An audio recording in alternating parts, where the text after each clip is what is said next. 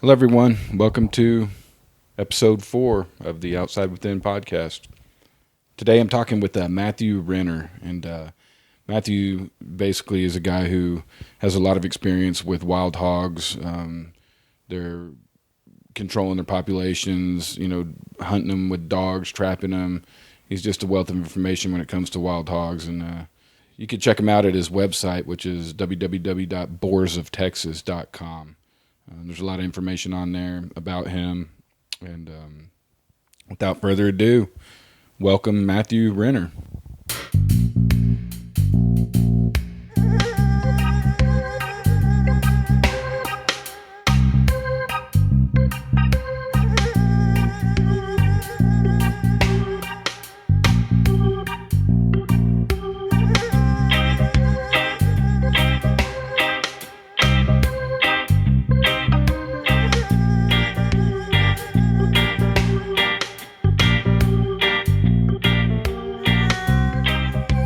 The Outside Within podcast.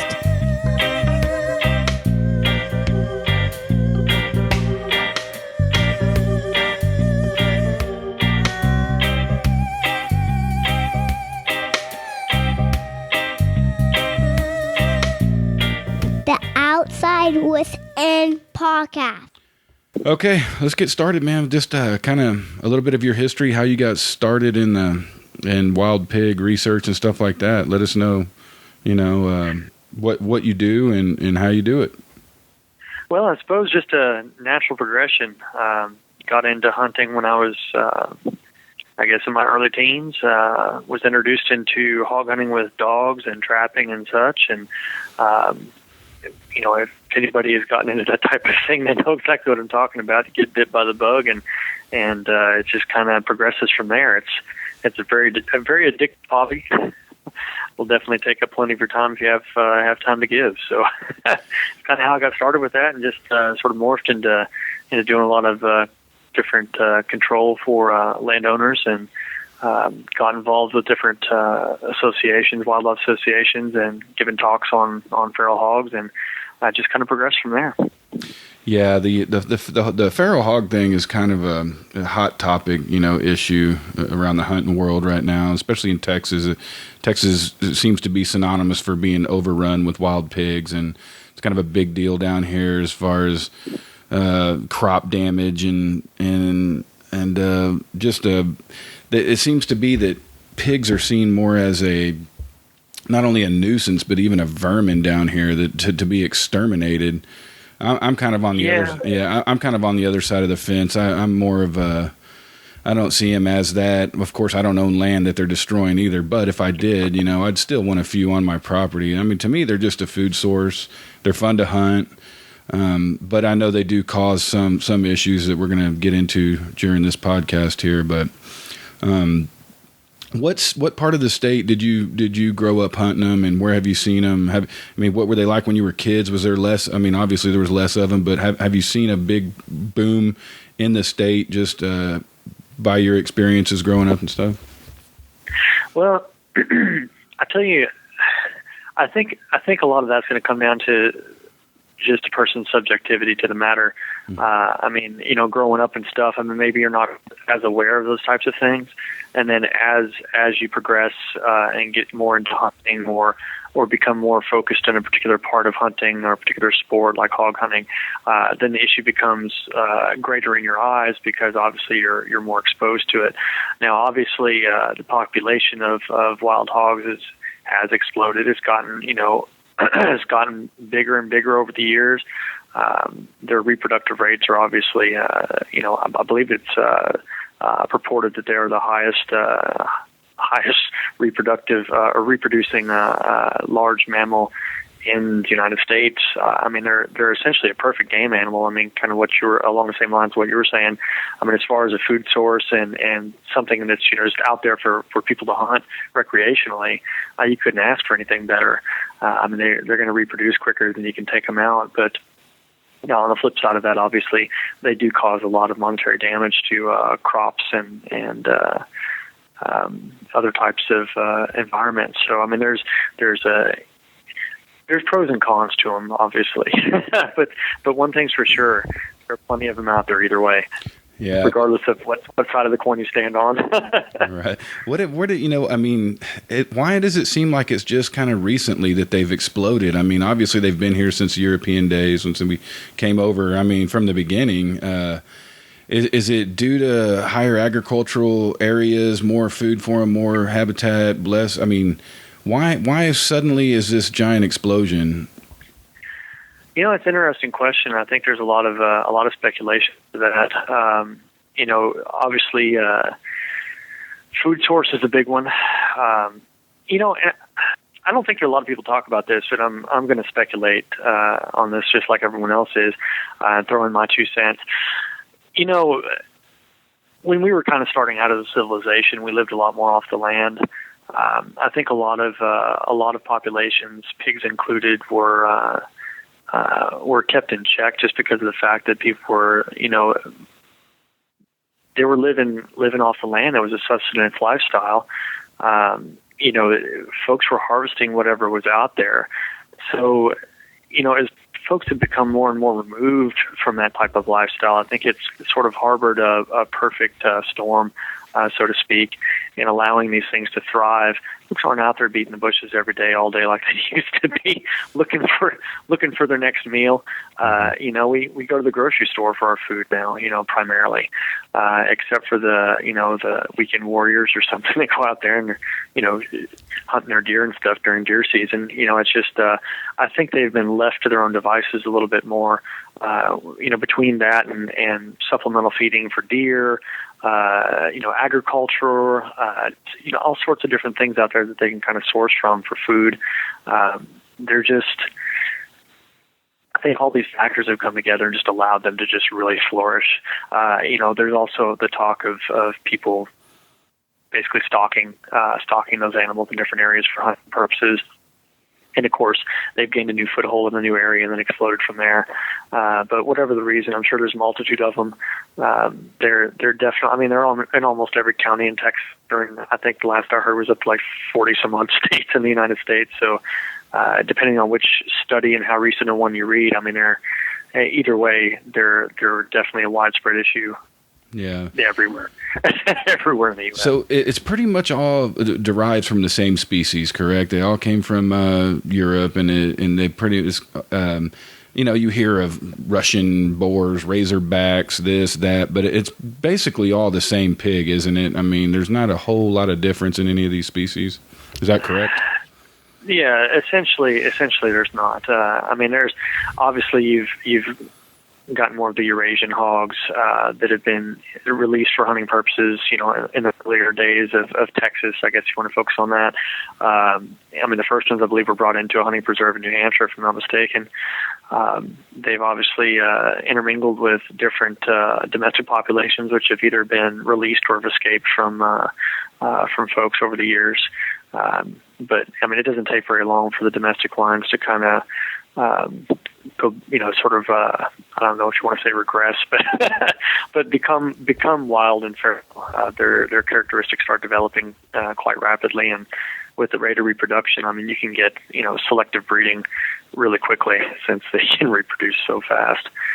Yeah, from what I've heard, and seen on TV or read somewhere, I can't remember, but they say that a domesticated farm-raised pig, if it escapes within 2 weeks or something, it'll begin to grow tusk, longer hair. Have you seen something like that in your studies? Does that seem to be the case, that they can actually adapt that quickly after escaping domestication? What I've heard is 2 to 3 generations. That's it's 2 to 3 generations.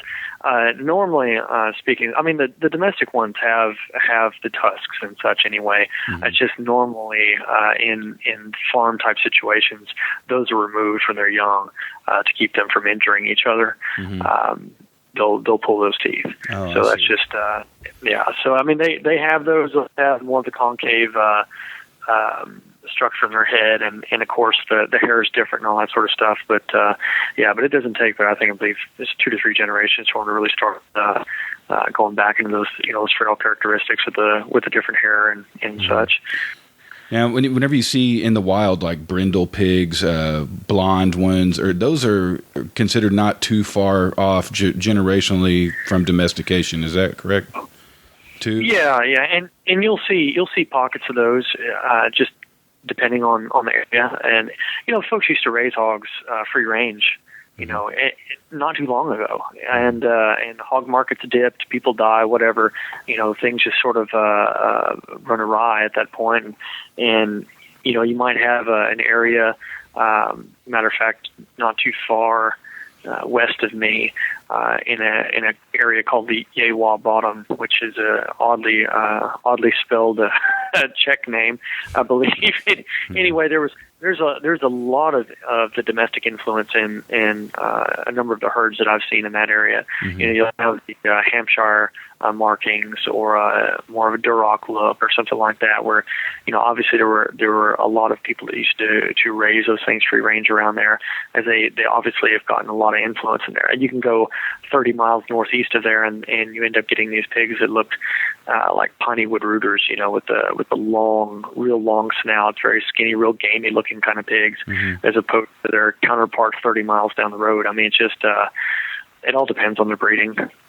Yeah, so I guess the areas that they're living in have a lot to do as well with their adaptations, as far as longer tusk, longer hair, longer snouts.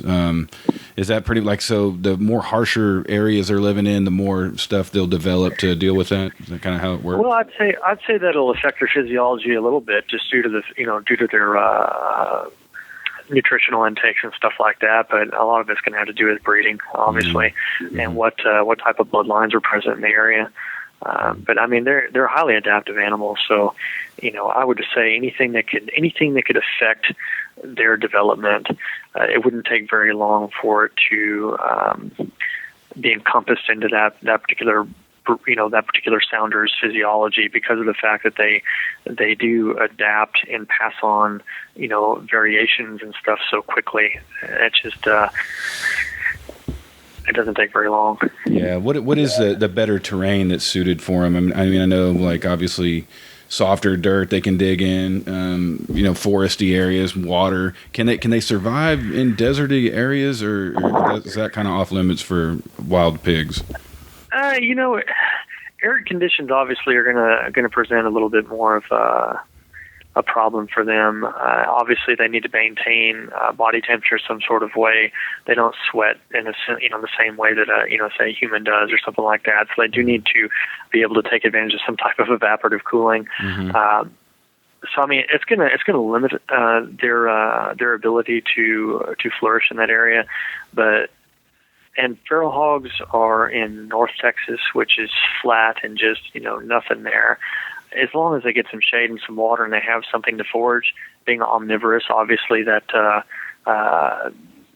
aids in them being able to adapt into a wider range of areas. Mm-hmm. But I would say a desert situation would certainly preclude them from from flourishing too well. But man, if they have a water source and a food source, there's not a whole lot stopping them. Yeah. How long can one live? What's the lifespan of a boar or a sow? Yeah. Well, there's been speculations on that, obviously, and I think a lot of that, I couldn't tell you as far as if they were uninhibited and allowed to just live out their days as far as they could go, kind of thing. But mm-hmm. that I'm typically seeing averages, and this is reported on the Texas A&M AgriLife research documentation as well, I believe, is in the 8-year range. Obviously, that's going to vary depending on predation, cars, things like that. Mm-hmm. So an 8-year-old pig's pretty old, basically, in the wild, huh? Yeah, I'd say so. And as far as reproductive rate, how many babies can a sow have in a single year? On average? Well, again, statistics, are going to range 4 to 8, obviously depending on maturity levels. Mm-hmm. But having come across a number of these animals in the wild, and of course doing a sort of necropsy, I guess you could say, in the field, I have one day, for example, I killed a pair of sows. One of them had 11 babies in it. The other had 13. Wow. And if that type of reproductive prowess was passed on to their subsequent generations, you can imagine the degree at which that group would grow, exponentially. I mean, and of course they say that the young are able to reach sexual maturity at 6 months. However, it can take longer than that for them to actually produce their first set of babies. But how many litters per year? Average is 1.5 statistically. Gestation on those things, 3 months, 3 weeks, 3 days. That's the standard for pig gestation. So it is possible to have more or less in a year, depending on obviously food sources and such, other stresses that they may encounter. But I believe on average it's 1.5 per year. And what's the estimated population of pigs, with not only in Texas but kind of in the United States? I mean, you have that on the top of your head? Well, all of these are estimates. Everywhere that you're going to look and hear and read, they're all estimates. People do the best they can at speculating as to what the numbers are. Texas, I mean, they're estimated anywhere from as low as say 1.5 million to as high as 3 and 4 million, depending on who you talk to. I'd say a good average is going to be 2 million for Texas. The numbers that are reported in as far as hogs that are processed and killed each year, you're talking. I believe they've extrapolated some data based on the amount of hogs that are processed through different inspected facilities and stuff for resale. And based on that, they're figuring about 750,000 hogs are taken each year. Given the fact that no one is saying that the hog population is decreasing in Texas, and that most individuals state that there needs to be at least a 70% population reduction each year in order to just remain, to maintain a stasis in the population. It's a huge amount of pigs that are wandering around the state of Texas. I believe the numbers, vary from 4 to 8 million, I think, nationwide. Texas obviously having the largest population density out of all the states. We are the largest, but we have we just have a tremendous pig population here. Yeah. And what about their social structure? Who rules the roost as far as the herd goes? Is it a sow, or is it the boar, the mane, or the boar kind of go off and do their own thing? How do they function? Well, as with a lot of different groups, the sows kind of maintain their own little sounder.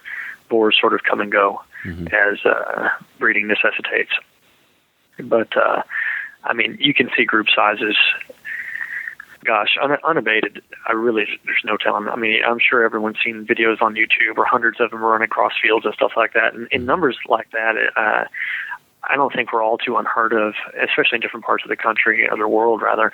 But even in the United States, before pig hunting became as popular as it has become, I believe sounders, I'd heard of groups, 100, 200, and really with the rates of reproduction, that's not an unheard of thing, but with pressures and such, groups split, hogs get killed, hogs get trapped, so that kind of limits it. As far as groups I've come in contact with, 50 is not unheard of, and boars are typically kind of ranging out by themselves a lot of times. Yeah. Yeah, a lot of times the bigger boars that I've seen are by themselves, but... Yeah. A lot of times they are. Like I say, unless they've hooked up with a group of sows or something like that for breeding purposes. Yeah. Now, a minute ago you were saying sounders. Explain a little bit. That's basically a dominant female, correct? That a lot of the sounder is essentially a group of feral hogs. That's just the scientific name for a group of feral hogs is a sounder. Okay. I always thought that was the lead female that led the whole group. That's not the case. Well, I've I've always been under the impression a sounder just related to kind of a group of hogs, but herd always works. So let's talk a little bit about their intelligence. I mean, obviously, as far as animals go, they're one of the smarter.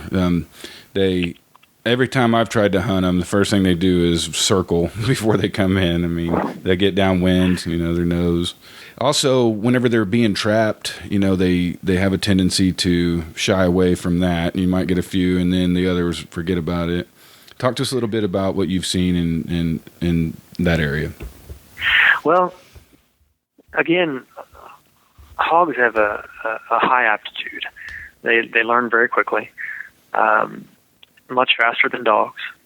So it's a little hard. I mean, you can generalize them, but it also is going to go to the experience of each particular group you're going to deal with.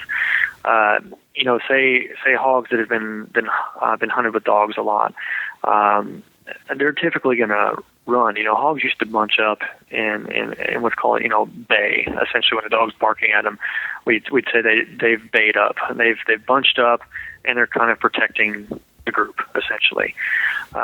Anymore, it seems that they've turned more into a thoroughbred racehorse. Obviously, it's survival of the fittest. Mm-hmm. It's every man for himself at that point. It's the same with the trapping. Anytime that a person is able to, or a group comes into contact with some type of control method and is able to learn from that, which they're most certainly able to do, it's going to change the way they behave in the future. So that can vary across the populations just based on what they've experienced up to that point. I've had their intellect compared to as low as a 3-year-old child, as high as a 5-year-old child. So if you look at them in terms of if you were trying to trick a group of 5-year-old kids into getting into a cage, it kind of puts things into perspective for you as far as how they're able to learn. And then, of course, there's nutritional aspects to what they're going to bait with and things like that. So depending on what they're lacking in their diet, just like we'd have cravings for certain things, that's going to also be a determinative factor in what would get them caught into your trap, that type of deal. So they're very, very, very smart animals, and they learn really quickly. So the person keeps that in mind. Makes things a little easier. At least puts it in perspective as to why you're having such difficulty. Yeah, and they seem to go nocturnal pretty quickly too. Once they've got a little bit of hunting pressure on them, you start not seeing them during the day. Yeah, and you brought that up, and obviously we'd be talking about that. I'm sure later in this conversation, but. Lots of folks have gotten into utilizing, since the price points have dropped so much, the increased technology that we have access to, whether it be night vision or thermal imaging or anything like that, has really aided in being, or it's certainly made it easier for us to hunt them at the times of the day which they're normally out, which is in the middle of the night. Now, obviously, it's hard to to just happen into a group of them if you're just wandering around. But if you've done some legwork and got an idea when your groups are coming, being able to sit out there at night without having to shine spotlights or something like that, it certainly allows a different avenue of control. Yeah. Is the whole thing about them not being able to see red light, is that a myth, or is that something that's actual? Is there some science behind that? I haven't researched a whole lot into that. Now, I've heard obviously that using lights like that, they're unable to see. Their eyesight's kind of poor anyway. Their hearing is a little better than their eyesight is, and their sense of smell is the best of all. And whether it's them not being able to see it as well, perceive a particular spectrum of light, which I certainly would give credence to that possibility. They're certainly not as used to it. They're even driving by a group of them with a vehicle and headlights. It's all in what they're used to, and that group of hogs may not flinch or pay any attention to the fact that you're even in its area, until it perceives you as being a threat. Boy, if you stop that car, shine the light in their direction, if they think you're after them, that's it. They're gone. Yeah. I drove by, just as an example, I drove by a pig in a hayfield the other day. Some cattle had torn up a round bale. They had gotten in with some of it. And there was a boar hog sleeping in that hay. Wasn't paying any attention to me at all. Drove right by it with my truck and my trailer. It didn't care at all. Looked up, checked me out, went back to bed. I was, driving by later. Same thing, still there. Didn't care one bit. Second you were out there actually trying to hunt him, though. Good luck manufacturing that same situation. Yeah, I've seen videos of these guys walking up on them in the forest with a recurve and shooting it at 5 yards. I'm like, that would never happen to me. Well, I can't even get 50 yards to them if I'm lucky. Well, you have all these different publications giving advice on trapping and, trying to keep scent away from things and all that. And then in the same breath that you have hogs, coming and rooting up somebody's yard, feet from their flower beds, So obviously our scent isn't going to be a detractor to them, but our sense in certain areas may be, or in certain situations.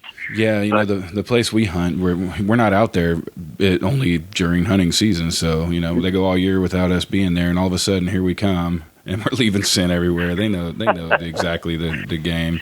But once we start putting out corn, that it's almost like they can't help it. It's kind of like candy to them, especially on drought years. And you might get one, you might not. They're still pretty smart. They're really wary because that area alone is just hunted.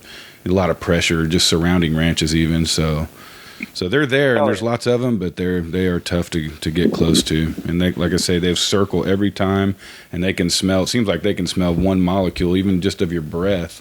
It's like they just kind of know, But. And like I say, a person can dig and look for stats and all that kind of stuff, and it's going to vary based on what you read. But I believe it was a show on the Discovery Channel, if I'm not mistaken, that actually said that a pig's sense of smell was 100 times greater than a dog. That's pretty good. Yeah, that's kind of up there with a bear, grizzly bear. And I think those are probably the two, pigs and bears, probably two best noses on the earth, I would think. Yeah. They can both. I mean, you figure, say they can smell. I believe it was a food source. I believe it's 5 to 7 miles away. Yeah, something that distance, which It's certainly not unusual to have them travel those kind of distances to get their food. So obviously they're smelling it to get there. And we've tracked pigs that were bedding up at those distances away from certain crop production areas. Just nothing but open flat pasture ground in between there and cornfields and just a beat out trail for miles between there and where they were actually holding up. Unless, of course, it's wet in the crops where they can get adequate shade and hydration, and then of course they'll just stay in there and not even come out. Won't even know you have a problem. Yeah, right.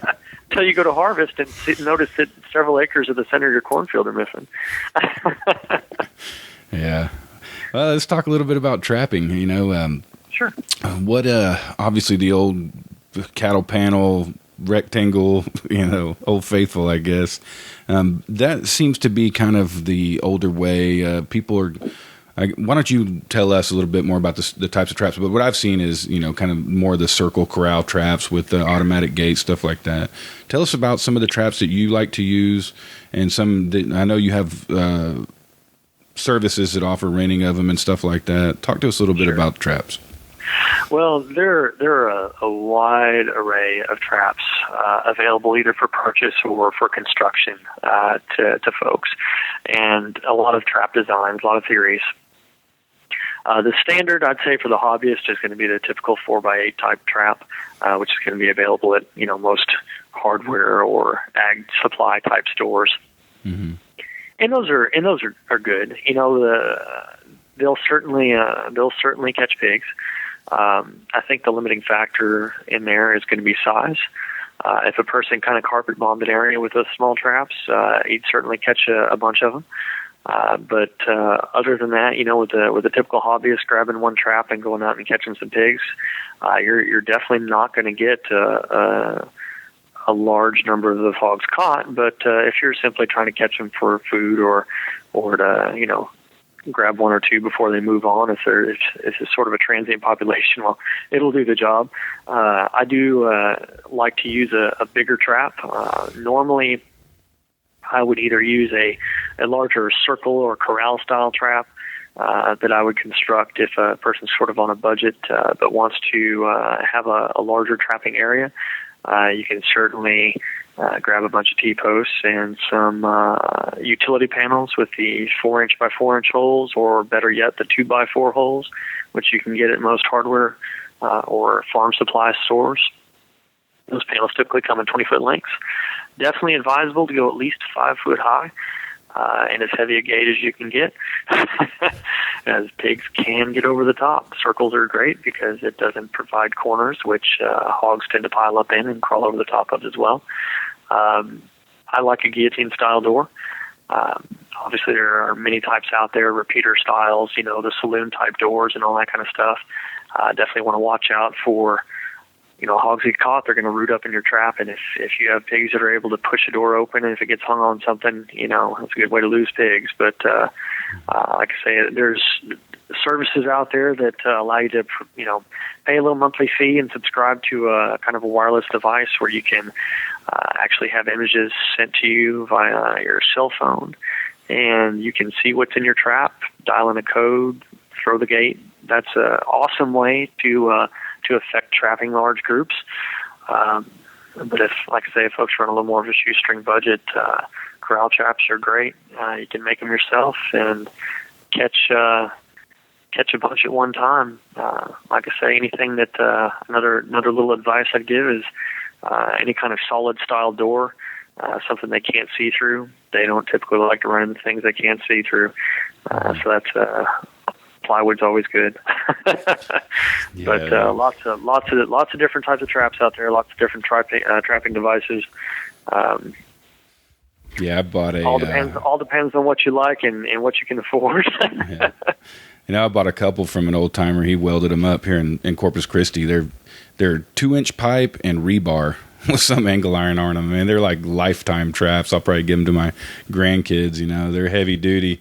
You have to drag them with the truck, loading them up. So pretty tough. But we've caught quite a few pigs out of them. But you only get one or two before. Like you said, you're not going to get them all with those. But each season we tend to get a few. But yeah, those traps are heavy duty. And I've always wondered about the ones they sell at Tractor Supply and stuff like that, if those are heavy duty enough. Have you seen those? I mean, can a big bore actually dent those up enough to get out of them? Have you seen that happen before? Well, I haven't seen one just flat break through a trap, but I had utilized a fellow's trap one time when I first started out that was made really stout. They came in short panel sections because that's about all you can handle weight-wise. Mm-hmm. They were made of drill stem pipe, had a sucker rod welded in there as well. They were then lined with V-mesh horse-style fencing. They were 6 feet high, had sucker rod pins that would span the tops to try to keep the trap from bulging out on the sides and such. The individual panels didn't pin together themselves like a corral panel would. They actually would just kind of fit together. You just butted the edges up, and then you just used a whole bunch of wire to wire them together.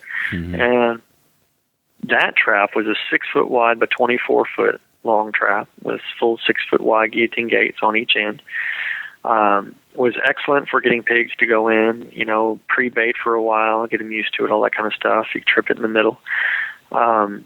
What I ended up having happen, this was new wire. We quadrupled strands on the bottom, quadrupled strands about 3 feet up, and then I think either doubled or quadrupled strands towards the top. Not to mention all the pins and everything that were across that span the actual top of the trap to keep the sides in. And I caught a solitary boar in there that I had been trying to get for a couple of weeks. Finally got him in that trap. I'd been checking it every day. Skipped one day. I skipped one day. I came there, and he had actually pushed the side of that trap out. I had caught a sounder, a whole group of hogs in that trap the 2 weeks prior. So the ground had already been disturbed. It was kind of cemented in, for lack of a better word. And this hog actually pushed that entire side of the trap out, broke all that baling wire, and unearthed the trap and got out of there. God, man. Yeah, some of those big boars are pretty scary. Let's talk about that real quick before I forget. Sure. What's the danger of? I mean, have you ever been attacked by a pig? I know you deal with them quite a bit. I've had them walk right up to the pop-up blind, not 5 feet from me. Big full-grown boars, and that was kind of nerve-wracking for me. Are pigs pretty dangerous? I've seen plenty of videos on YouTube of guys getting attacked and this and that. Yeah. What on average a pig in the wild is he going to mess with a human, or is he going to run? Or does he have to be cornered, wounded? What's the deal with that? I'd say to a large degree, you're not going to have an issue unless unless he's actually feeling threatened. And most of the times, I'd say it goes the other way. I'd say that the biggest likelihood of having any type of issue would be, encountering a sow with little pigs or something. Mm-hmm. For some reason. Yeah, they have been known to attack people. Is that correct? Yeah, and if for some reason they went into fight mode instead of flight mode. But typically speaking, and I have encountered them under every situation imaginable, and have hunted and pursued them a lot. And I've rarely encountered any type of issue that was none that were unprovoked. Right. Personally at all. I've heard of folks having issues with running into an aggressive hog when they had caught some of the other ones, things like that. And I've heard of, folks, especially, years ago, where they might have come across a group of hogs or maybe a group of boars that were interested in a sow and heat or something like that, and weren't particularly scared of an individual, and folks fell up a tree or on a fence post for a while or something like that. But as far as is actually some sort of outright blatant aggression, I've never experienced that myself. Never. Yeah, I was hunting in a white oak tree one time, and I shot one that came out right at dark, and that big boar had been circling, and he never would come into the feeder, but the smaller ones did come in, and I shot one that was about 40 pounds, and it did the curly shuffle squealing on the ground. And that big boar did not like that at all. It kept circling, but breaking branches in, stomping all around the area. I couldn't get out of the tree. I had to call my buddy to drive over. And once he showed up with the truck, the boar kind of disappeared. But that was the only time, I've actually that I wasn't going to get down from that tree with him down there. He was really agitated because of that. And I also had that one time in the pop-up, where he was within 5 foot of the blind, but he never would come in. He stopped right there. I guess he got a whiff and just turned around. Never even heard him leave. It's amazing how quiet they can be when they want to be. Oh yeah, and that size. At the same time, I haven't been exposed to wild hogs all that much outside of when I was actually hunting them. So who's to say, just wandering around in the woods, if you're walking around a group of pigs, what they would do under natural circumstances. But you might probably not even be able to get close enough to them. They probably hear you coming or whatever. Yeah, spook and take off or something like that. And I tell you, I had a trap, on a property one time, and it was pre-bedding these pigs for a little while. And I happened to drive out there one evening. It really wasn't even dark. It was probably an hour and a half before dark, and I was just kind of eyeing my trap from a distance, wanting to see if I had much bait left. Sat on top of this hill in a vehicle, and heard some pigs squealing in the bushes. So I sat there and waited for them to come out, and they didn't pay a lick of attention to me. And I've hunted those areas before, but this particular group paid no attention to me at all. Filtered out into the field, kind of spread out amongst the pasture, the cattle and stuff. They were grazing this particular property. They weren't doing much rooting there. It was probably ryegrass or something, I can't remember. But but they actually spread out, and a few of the more curious ones got within feet of the vehicle. I had the door open.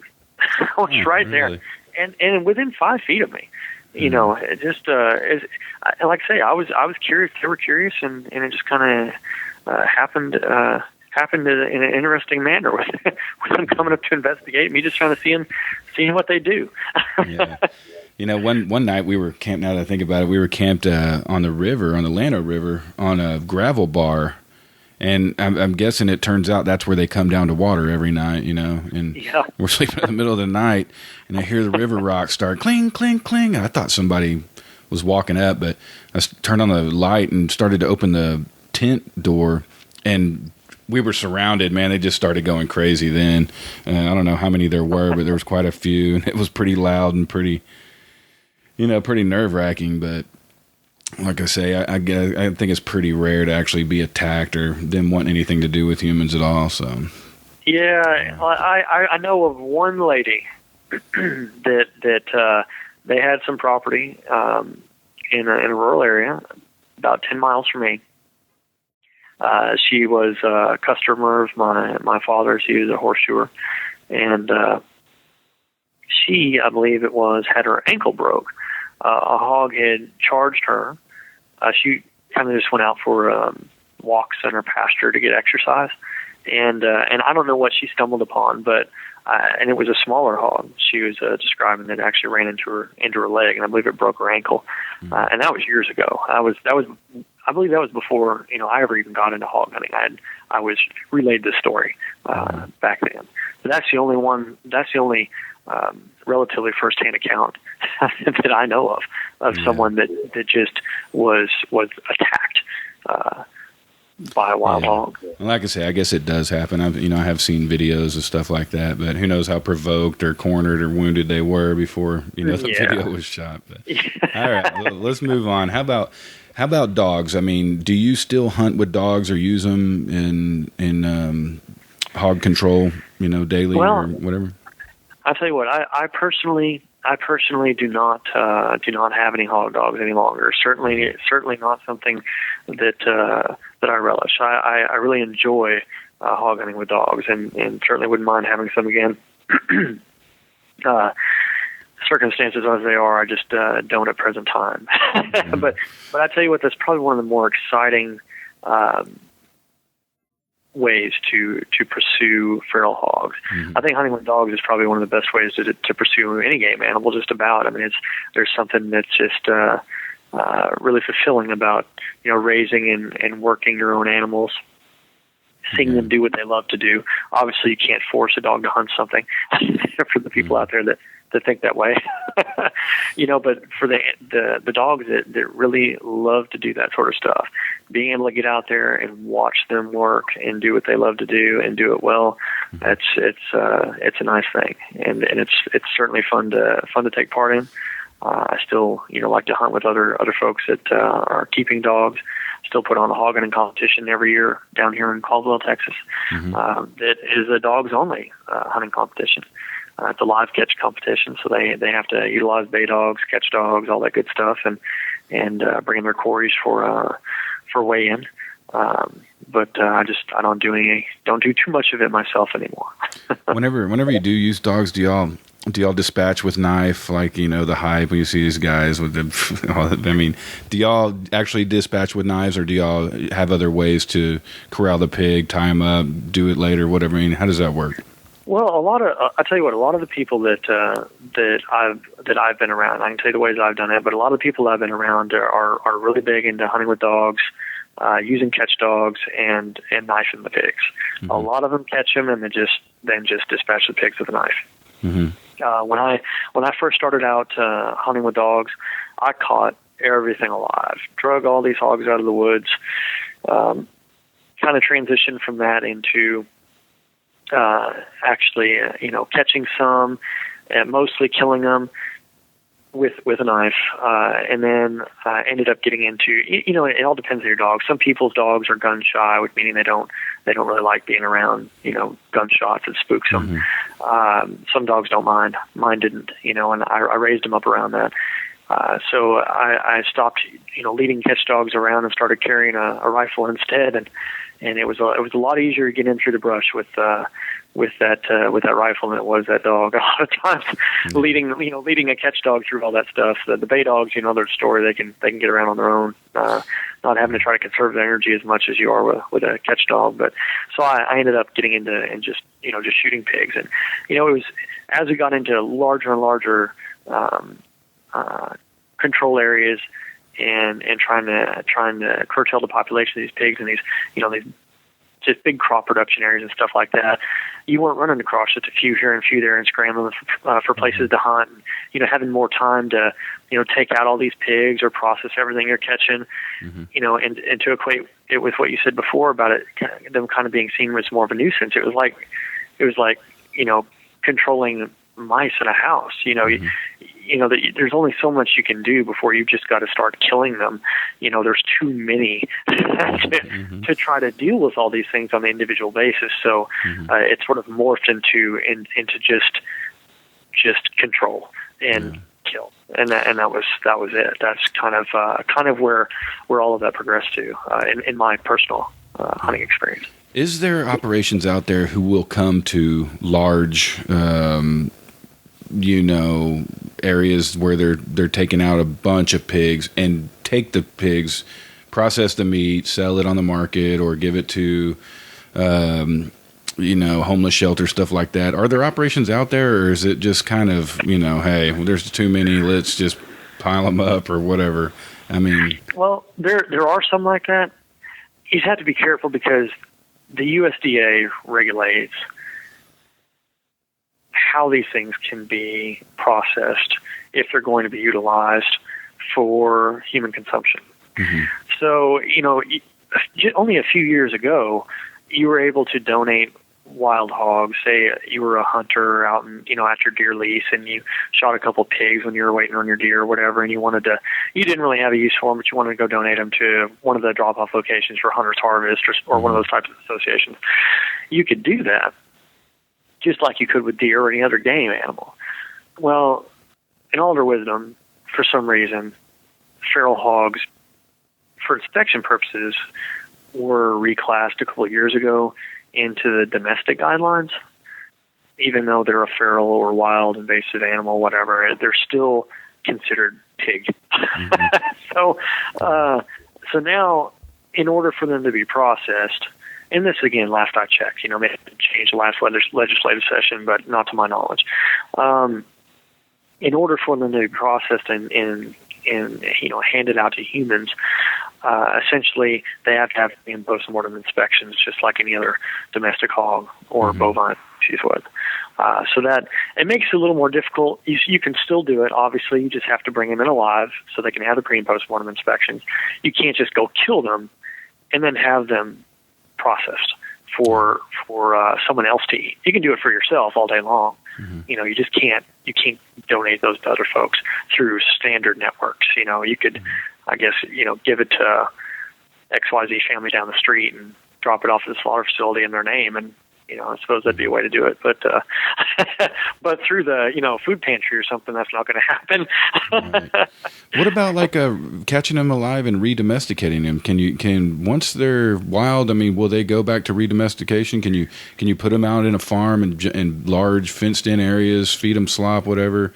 Will they go back to that, or it seems like it's kind of free, livestock. It's just everywhere out there. Yeah, And there's kind of a gray area with domestic versus wild when you have a pig in either situation. What basically constitutes a domestic animal? It's tame, it's in a pen, it's domestic. But as far as re-domesticating an animal in the technical sense, as far as taking a feral hog out of the wild, if you were to go through all normal channels, I believe that is going to require a quarantine period. And it may be longer in order to get certified as some sort of domestic. And again, that certification may have a different nomenclature to it. But as far as transporting the animals or releasing them into an area, shipping them, that kind of thing, unless you're shipping for them to be slaughtered at an actual slaughter facility, you're going to have regulatory issues. If you're going to be reselling these things to other individuals, yeah, you do have to quarantine. You have to test for pseudorabies, brucellosis, things of that nature. And then if anything, tests positive, well, then you have to, obviously all these animals are going to have to be ear tagged. You have to dispose of the ones that are testing positive. You have to re-quarantine and repeat until you have a clean herd, that kind of deal.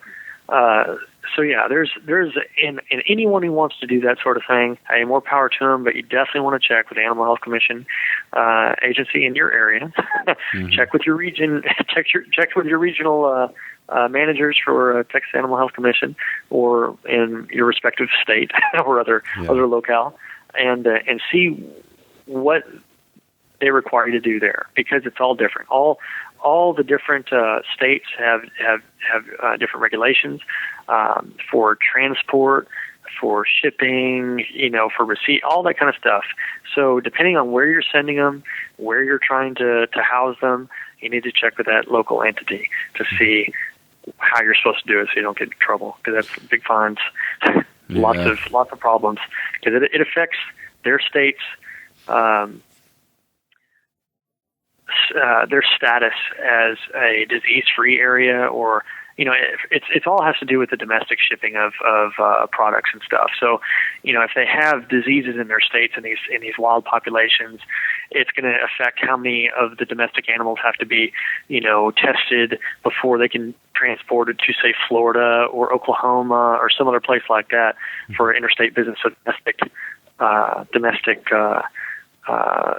swine or beef or something like that. So that's basically the reason for all the regulation is due to disease transmission in domestic in our domestic populations. Right. But as far as like game ranches, I mean, there's a lot of them in Texas who they need fresh supplies of pigs coming onto their place. Can you supply them with say Farmer John over here's got way too many? Can you trap from him and sell them to these guys who've got, game ranches, high fenced operations? You can. If you go to the Animal Health Commission's website or boardsoftexas.com under our classified section where the wild hog part is, there's a link there to the Animal Health Commission page for the different holding facilities. So whether that's a holding facility for transport and slaughter, or whether that's a game preserve, essentially, that has inspected facilities to where they say, pigs aren't getting out of here. They're allowed to buy pigs for release in their hunting preserve. Now, in situations like that, if I understand it correctly, it's typically males that they don't mind being relocated. Very frowned upon to release females. So whether it's intact males or castrated males, those are typically the ones that, well, for one, are going to be desirable for hunting ranches anyway, but for two are the ones that they say, okay, these are okay to release for purposes of hunting. So is there actually money to be made doing that kind of work? I mean, is there some operations out there who are trapping specifically for that?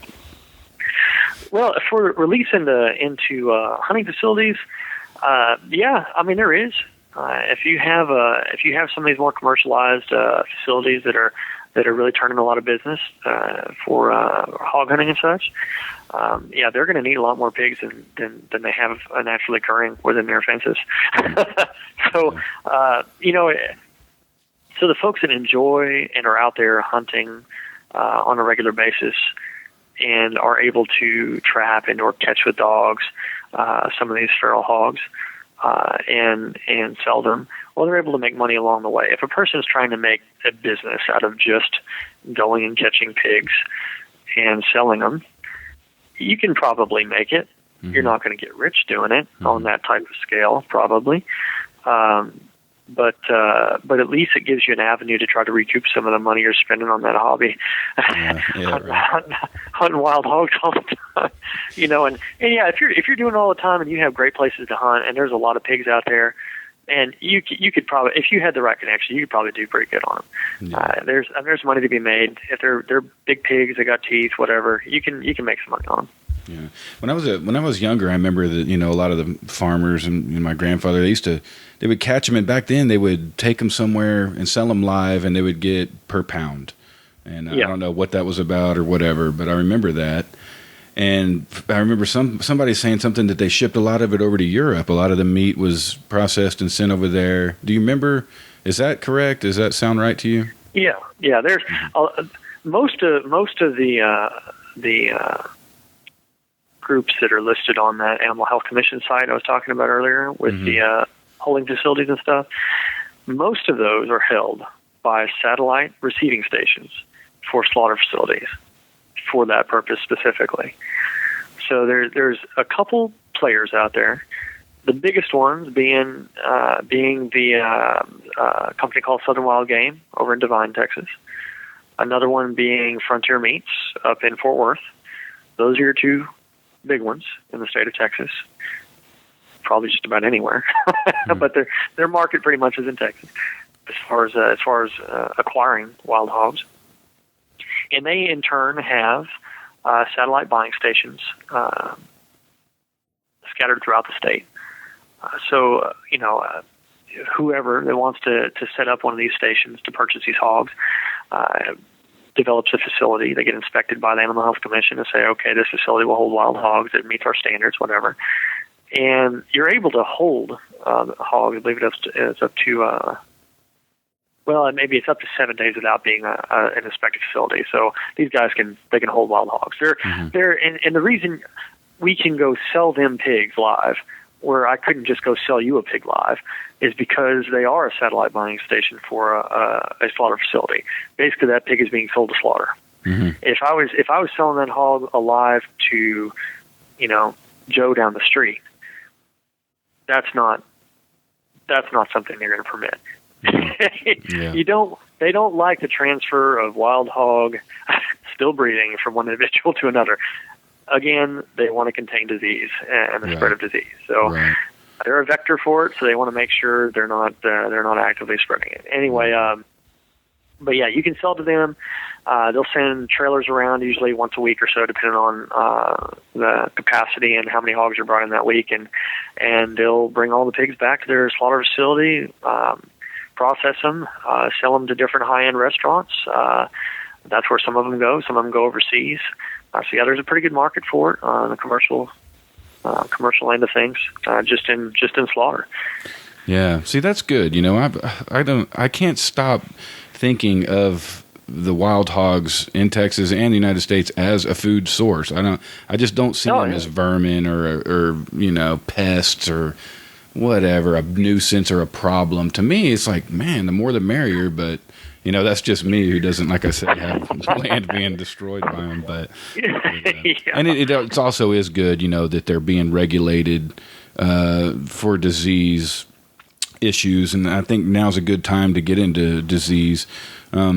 This year, they've started doing something with deer called a fever tick spraying. Have you heard something about this? I don't know if it's just in our area or if it's the statewide, but now you can't take even a deer head off of the ranch without them coming to the gate and spraying just in case, it might have this certain tick. Or you have to, from what I understand, skin the head before you can take it off of the ranch. I mean, that's pretty hardcore. Yeah. Have you heard stuff like this going on? It's supposed to be. I haven't studied up on it or heard. My buddy was just telling me that they're doing it this year, and it's because of some type of tick. I tell you what, I don't get around much in the way of the deer hunting end of things. I never really have, and I'm sure this will come to a surprise to many people, but here it is. I have actually never ever shot a whitetail deer in my entire life. Never have. Not to say I wouldn't. I have killed a ton of hogs. I really enjoy hog hunting, and hey, I have no problem killing a deer. I just never have. I've killed deer. I've just never killed a whitetail. I've shot a couple of fallow does and stuff, but primarily my hunting is centered around feral hogs. Right. I hear about deer every once in a while from everybody else who hunts them, which is almost everybody. But me personally, I don't have a lot of interaction with that. Yeah, for me, whitetail is something that I mix with my pig meat. You know what I mean? I like to eat the backstrap and stuff, but I've done that too, and it was mine was actually given to me by some other folks that shoot way too many of them, and they had extra. So I had a couple of wild hogs. They gave me the deer, and that was fantastic. Yeah, but like Axis and fallow stuff like that's another story. Those are the ones I like to actively pursue because those are super good eating. Well, I hear the Axis are some of the best eating deer out there. So man, they're amazing. To me, they're just as good as beef. I love them. Yeah, and that's feral hog are excellent eating. Excellent. Absolutely. So I mean, if I had to choose between eating a buck or a good sow, I'm going for the sow. I'm with you, man. I feel the same way. Yeah. But anyway, back to diseases. What are some of the ones? What are some of the big ones that they're carrying, and can they be passed to humans? Which ones can? Yeah. Which ones can't? Yeah, there's some that are communicable to humans. The biggest diseases that you hear the most about with feral hogs is going to be pseudorabies and swine brucellosis, more than likely because they have a lot more to do or a lot bigger impact on domestic populations. Obviously, swine brucellosis and pseudorabies are they both contribute to I believe it's say if you want to say infant mortality in the swine world, and they can cause abortions. They can cause, like I say, infant death, things of that nature. So these are things that affect the commercial industry. So these are a large focus when it comes to trying to curtail the spread of these diseases through the wild hog population. That's why we have all the regulations of transporting them, from county to county, from state to state, all that kind of stuff. Mm-hmm. It's because of those diseases. Now, pseudorabies, it is communicable. I don't believe it's communicable to humans. That one I know hunting dogs can get. They refer to it as a mad itch, that kind of thing. I know a fellow whose dogs ended up catching that from a group of wild hogs one time, and they go nuts. They basically scratch themselves to death. So it's not the same type of rabies as foaming at the mouth, Cujo, none of that. No. Yeah, it's a type of swine herpes, basically. So it's not related actually to a rabies virus. Mm-hmm. Pseudo is just like rabies. It's just because of the actual impact it has on the animal is kind of making it look like it's disoriented and messed up. So it's anyway, that's where the name came from. But the other one being brucellosis, that one is communicable to humans. What's the one that they had in the domestic herd that they're freaking out about? I don't know if it's some type of pneumonia or something that they were really worried that it was going to start wiping out the domestic side of the pig population. Is that one something that gets in the wild population as well? Man, I tell you what, there are a whole lot of diseases that can be carried by the wild population. I'm not familiar with the one that you were speaking of related to pneumonia. Yeah, this was a while back, maybe a year or so ago. I remember reading something about it. They were pretty worried about it because it was really spreading throughout the. And the domestic herds are constantly coming out with new antibiotics. Trying to stay in front of it, and it sounded like that one they were pretty concerned about. But I haven't heard anything about it recently. Like anything else, you get in wild populations of animals. It's survival of the fittest, and animals are able to the only ones that are going to be able to resist it on their own are going to live. No one's out there vaccinating these wild hogs, so they develop tougher immune systems, just like native peoples. I mean, man, if we went down to South America and drank some of the water these tribes are drinking, we'd die in a heartbeat. I mean, we're the vaccinated domestic hog of the human population, essentially. Yeah, and that's kind of the argument in the domestic population, all the antibiotics, and that's with chickens and with cows and with everything, and they're just trying to stay in front of all this stuff because, like I say, they don't allow their immune systems to function. No. They got to process. But. Well, we're just worried about the meat, not their overall survivability. Just right. That's kind of how it is. But we're already at an hour here. I hope I'm not keeping you too long. There's just so much to talk about, and there's so much more that I want to kind of get into. Well, I'll try and speed it up a little bit here. I don't want to keep us up all night here, but so we've talked about diseases. What about water contamination? What kind of diseases can they spread that way? E. coli is the big one. Mm-hmm. That of course that exists in a lot of people's or in a lot of species GI tracts. It's an actually occurring bacteria, but getting it into water sources is a problem.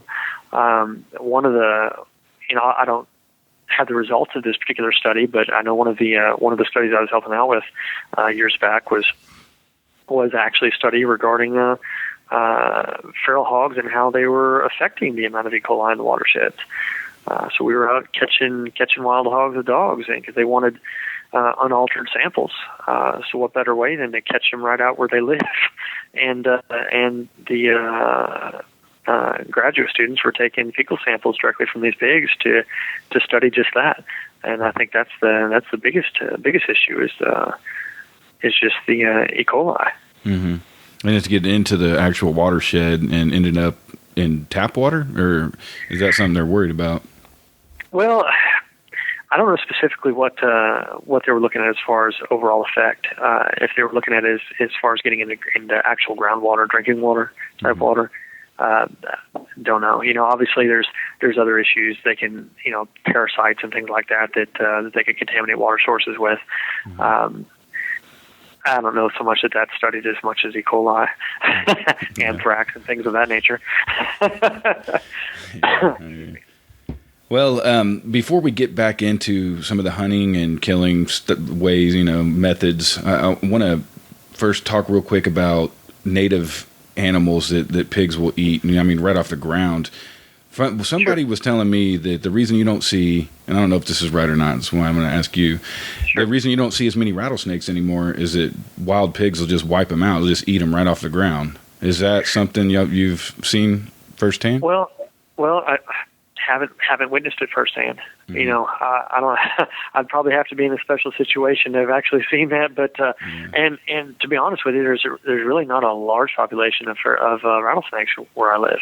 Mm-hmm. We have a few timber rattlers, but you just don't have as large populations of those as you do in say further up into Central Texas, going northwest from here, going into South Texas and things like that. For some reason we don't have as many chiggers and we don't have as many snakes or rattlesnakes. So maybe it has to do with all the feral hogs.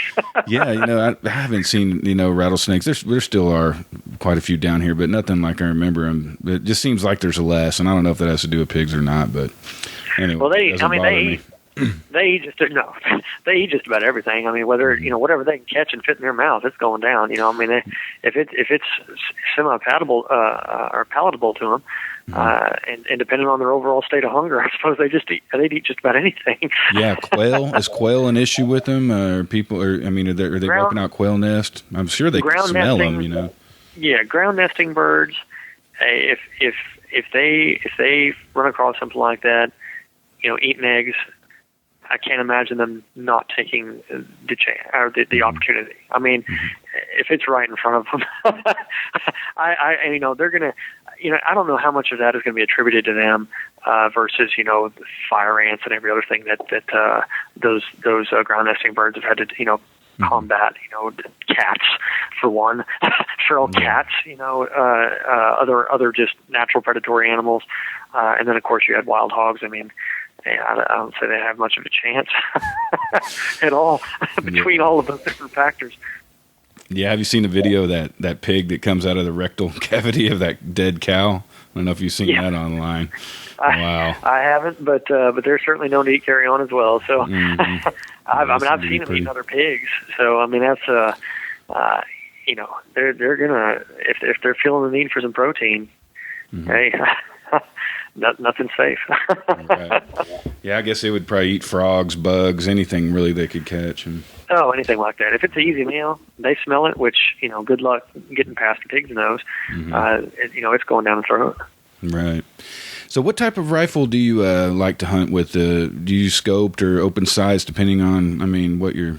Obviously, at night, you're using thermal and night vision and all that. Talk to us a little bit about rifles, ones you prefer, different types and this and that. I tell you, typically the one that I carry the most through my hunting experiences is just a regular old 30-30, good lever action 30-30. Mm-hmm. Good all-around brush gun, plenty of punch, got plenty of knockdown, plenty of kill power. Open sights, or do you throw a scope on? Yeah, like I say, most of the time I was utilizing them behind a set of dogs, so there wasn't that much opportunity for long range shots. Most of it was quick. You needed quick target acquisition. So I started out just standard open sights, moved to some XS ghost string sights. Those work really great. Excellent ability to get your sight picture really quickly. And like I say, it's great for, anything, say, under 100 yards. And that's about the 30-30's home range anyway, Right. And I also, I outfitted one of them with a aim point red dot scope. So, cool. Low power. So the release is great. You can shoot with both eyes open. Makes it really easy, like I say, to get your sight picture and acquire your target really quickly. So either one of those, I'd say any one of those three I just mentioned, the ghost string sights, that red dot scope with the low MOA, which mode of angle for those folks that are curious about that. I'm sure most of your listeners probably know, but lower the MOA, the lower or the smaller the circle is at 100 yards. so your precision's a little better. But anyway, all that's great as far as long range stuff. I like the bolt action.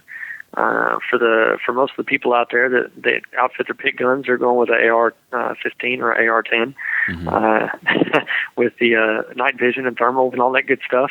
Any of that's great. Yeah, and those shoot at what, 223? Is that correct? The AR-15 does. AR-10 shoots at 308. Is that enough? Is that enough bullet at long range for some of these pigs? Yeah, it all kind of comes down to shot placement. Yeah. And even with a real large bore kind of rifle, you can still shoot a pig right through the heart and have him run 100 yards before he drops. Yeah, I've done it with an arrow, man. Oh yeah, they're shooting blood all over the place the whole way too. It's great if you can get one kind of quartered away from you a little bit and pop him right behind the ear going into the skull. They're not going anywhere with that one. Right. Yeah. It doesn't matter what his heart's doing; he's gone.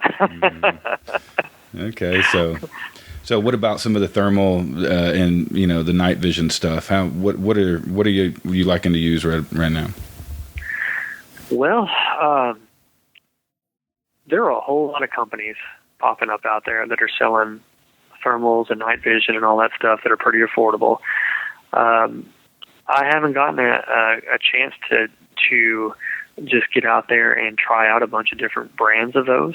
I've been behind some monoculars that are helmet mounted, and you can also throw behind a standard day scope. I've been behind some thermal imaging, one of which was I believe ATN's Thor model, if I'm not mistaken. The advantages obviously on the thermal over the night vision is that, man, if it's alive, it's going to glow. You know the difference between a bush and a live animal at a couple hundred yards. So at least you're not having to guess, God, is that actually a pig out there? I'm not sure. I need to go walk out there and see. Well, at least you know whether or not it's a living entity out in the field. So a lot of people are combining, say some type of handheld thermal or some type of binocular that they can use. It's a cheaper version of a thermal imaging technology, so that they can just use that to pan everywhere to actually identify targets, to identify if there's something interesting, way out there. What 500 to 1,000 yards or something like that warrants further investigation.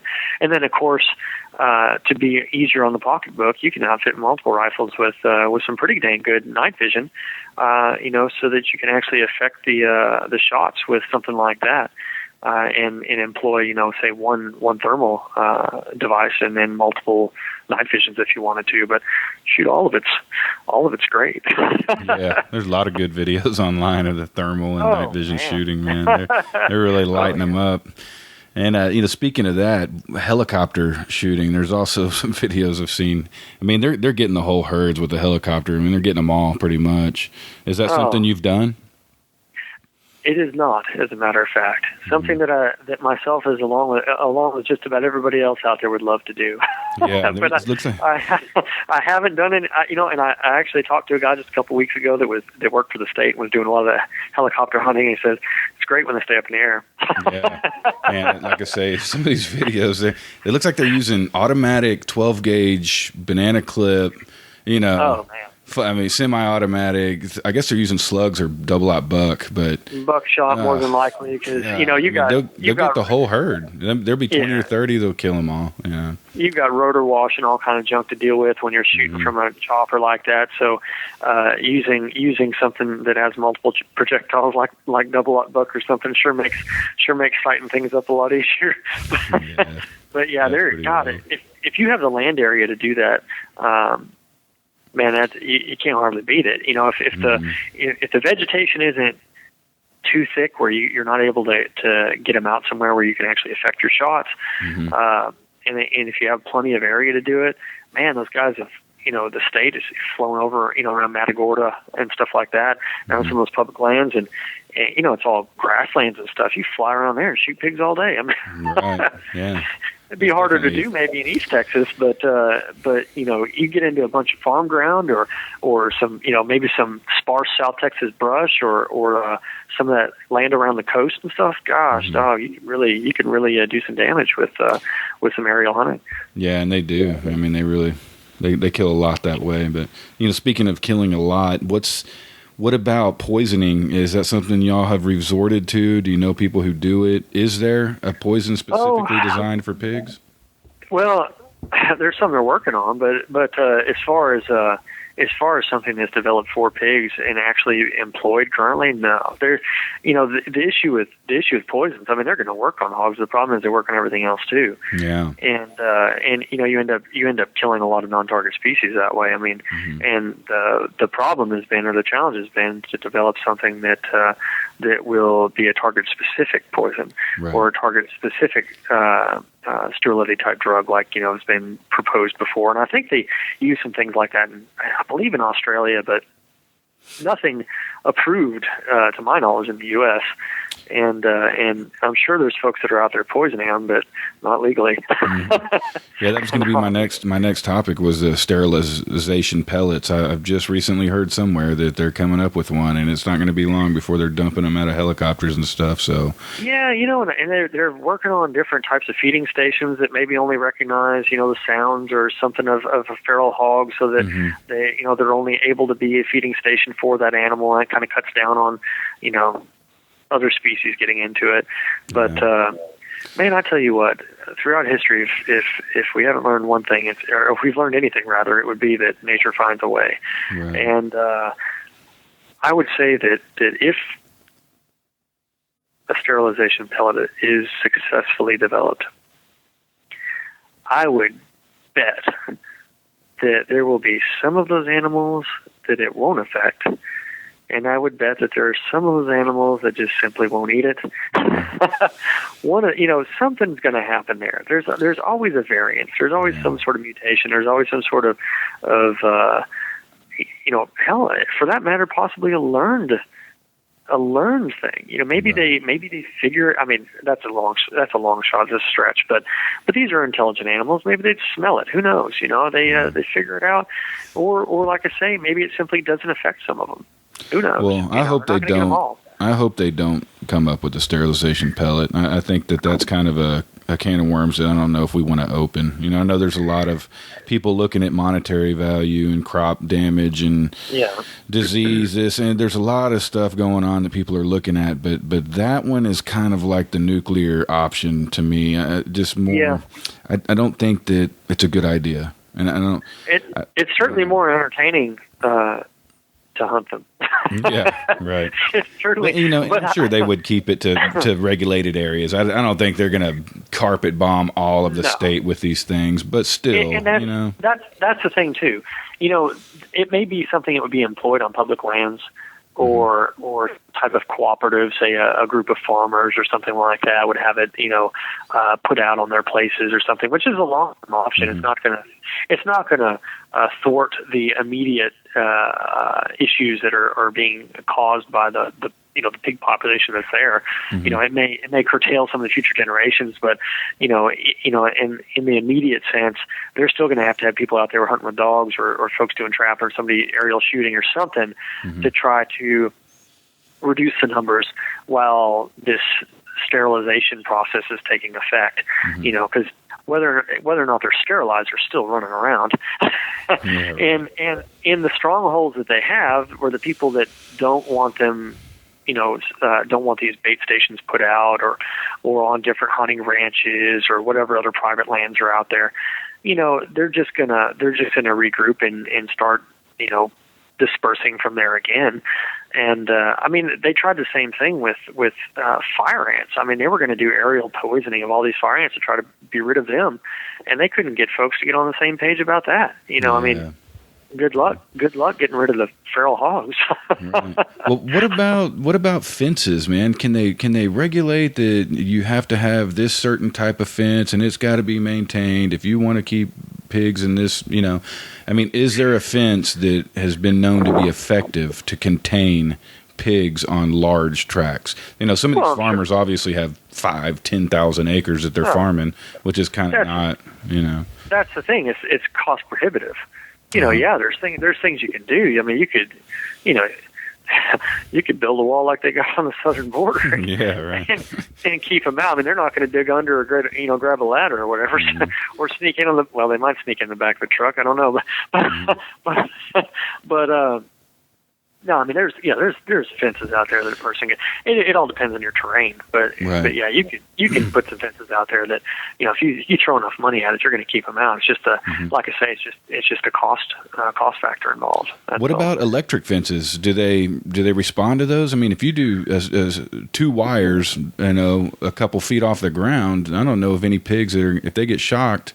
You know what I'm saying? That seems like it'd be a good cost-effective way to keep pigs out of your place. 2-strand wire all the way around. It's a deterrent. Yeah. But they have a great sense of smell. They can feel whether or not this stuff's on. A lot of people use those, the pulsing ones that don't maintain a constant charge. And a lot of animals, a lot less intelligent than hogs have figured those out. They'll cattle and horses and stuff. Cattle mainly, will sit there and when that thing pulses off, they'll jump, they'll crawl through. Oh, I see. Yeah. but yeah. Now pigs, like I say, they may get popped a little bit from that fence, but if there's not adequate moisture in that ground, they're not going to get zapped. It's just like touching an electric fence with shoes on.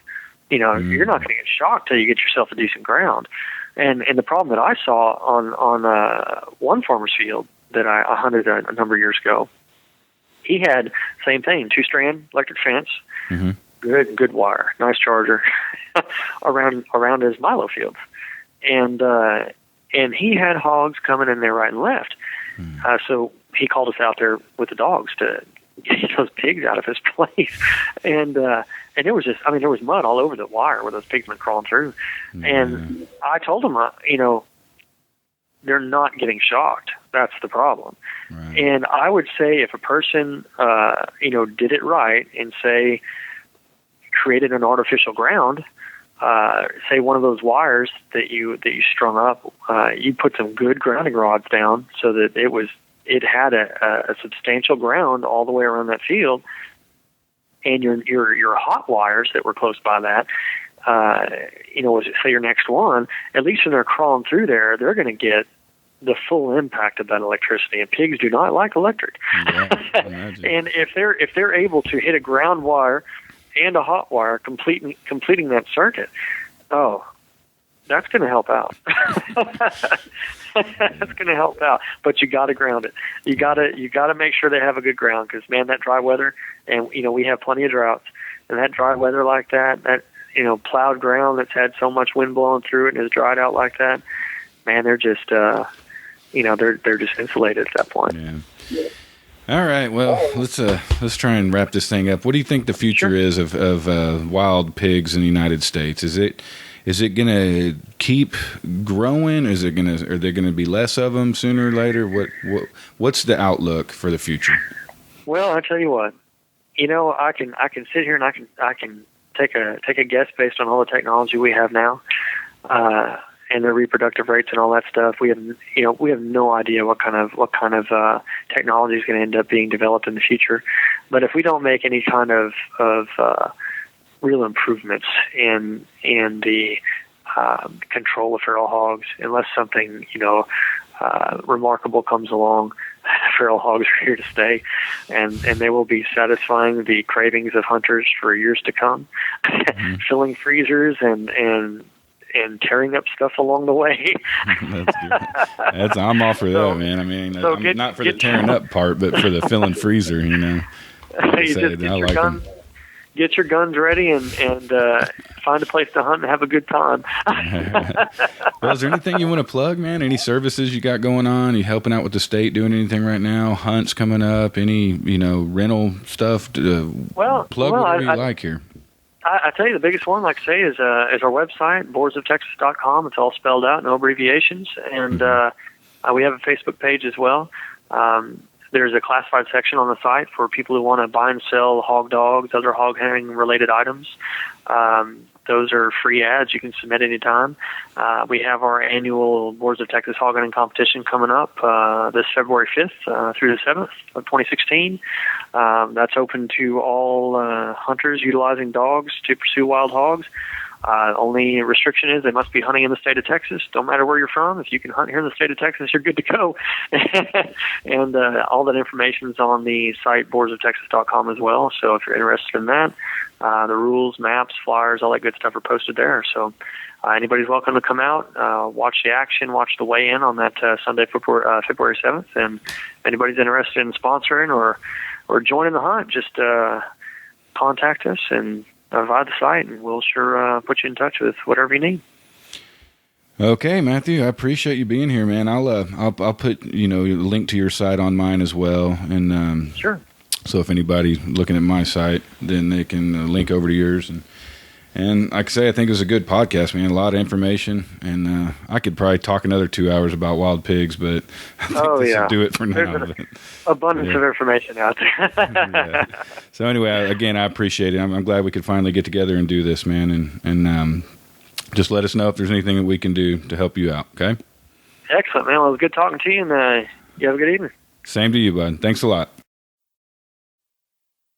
Well, I hope everybody enjoyed that conversation with Matthew Renner.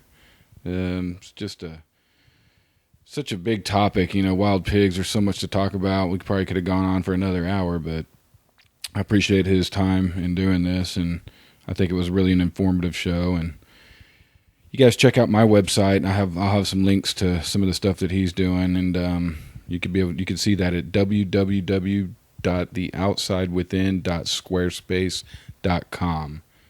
And appreciate y'all being here, and stay tuned for another episode coming soon.